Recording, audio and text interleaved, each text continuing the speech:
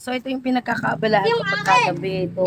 Ito ay okra. Kagabi, nilipat ko na ito dito. Ayan, tapos dadagdagan ko na lang ng lupa. Ito yung pinagtanggalan ko ng mga peanut butter, pickles, yun. Nagsisidling na rin tayo. So, si Lucas may tanim din. Napakita mo, Lucas, yung tanim niya ay kamatis. So, nilagyan niya ng tubo niya. Lucas of niyan. Tubo na. Tapos, na niya, kamatis. Ayan. Tubo na. Nagsisidlings pa lang kami.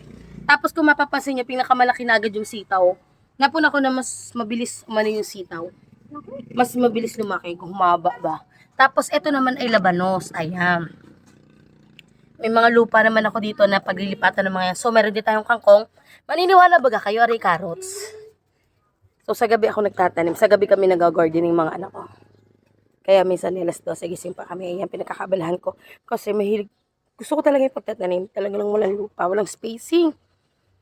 So, carrots yan. Nililipat na lang natin dun sa mga container na mas suitable sa kanila. Meron din tayo dito nga mustasa. Meron din ako, ayan, ito carrots. This one is kamatis. This one is okra. Also okra.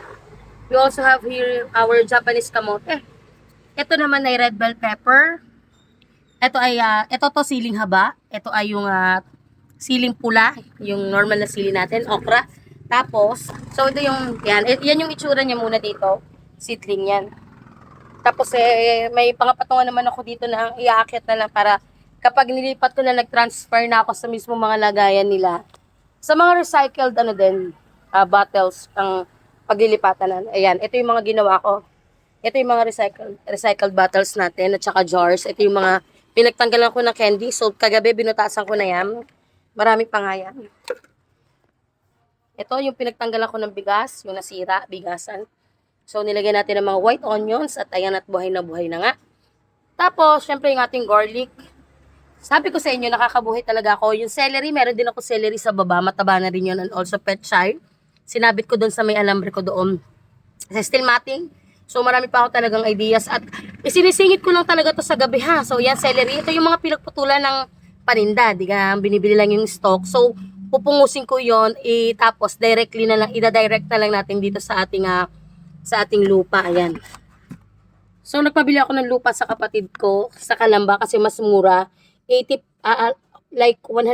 pesos for 10 kilos. Ayan. So, sama-sama na yung loam soil fertilizer. So, whatsoever. Ito naman yung kangkong. Pasensya na kayo. Ayan. Ito iniwan ko na nga dyan kagabi. Ito naman yung paglilipatan ko ng carrots kasi kailangan malalim. Yan. Ito ay mga lumang lagayan naman ni Jonas ng kanyang mga tarantula.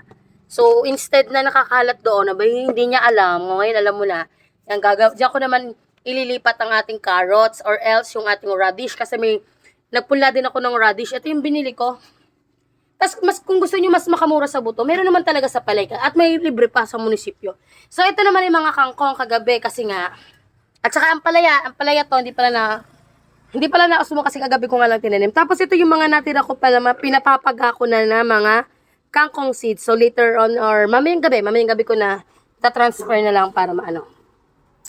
Dito ko naman siya itatransfer, lalagyan lang natin ng black bag. Parang katulad doon ng ginawa ko doon. Kasi yun yung basket na sira. So, nilagyan ko na ng garbage bag. Tapos nilagyan ko na ng kaunting butas. So, ayan. Dami kong kudang, no? Ang messy, di ba? Wala, ayusin ko naman yan. Oh. Masarap magtanim, guys.